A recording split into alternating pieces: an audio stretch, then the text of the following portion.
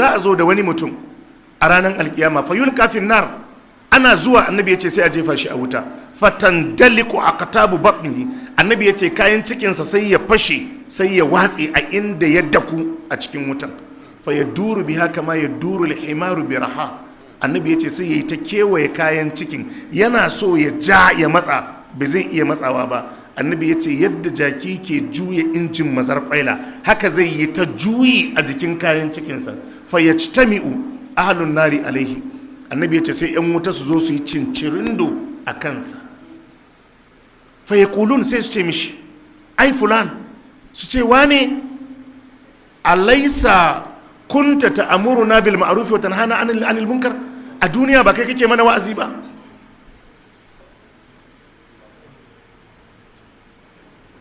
Allah ka tabbatar da diga mu. Alaysa kunta ta'muruna bil ma'ruf wa tanhana 'anil munkar, in wuta za su zo su kewaye shi su yi cincirindo akan shi, su ce wani ba kai kake umurtan mu da alkhairi kana hana mu munanan ayyuka ba? Kala na'am, sai ce musu ni ne.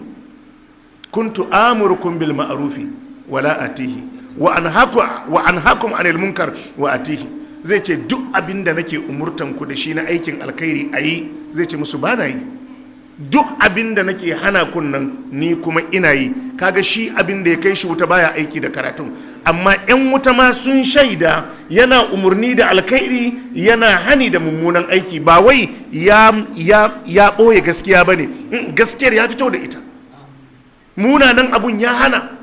Yanzu me ya kai shi wuta baya aiki da shi? To ka yi kokari duk abin da ka karanta kana almajiri, duk abin da ka ji ka yi kokari ka sashi a aikinka. Wal qur'anu hujjatun laka aw alayka, shi wannan karatu da muke yi ko dai ya zama hujja gare ka ko hujja a kanka. Yana daga cikin abin da duk wani ɗalibin ilimi ya kamata ya tsare a harkar neman ilimi shine mutuncinsa.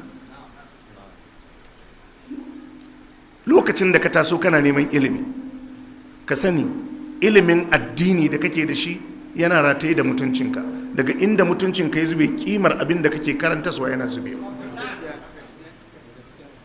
Saboda ka akwai abin da za ka yi kai ka zama sanadiyar ka an soki musulunci ko an soki sunnar annabi sallallahu alaihi wa alihi wasallam. Ka tsare mutuncinka. Daga cikin hanyoyin tsare mutunci shine ka nemi abun yi, ka nemi sana'arka. Kar ka yadda ka zama malan zalla, ka nemi abun da za ka yi. Kaga dai a duniya kafin ka samu wadda ya wa'azi irin na annabi Nuhu ai da wahala. Da autu qaumi laylan wa nahara,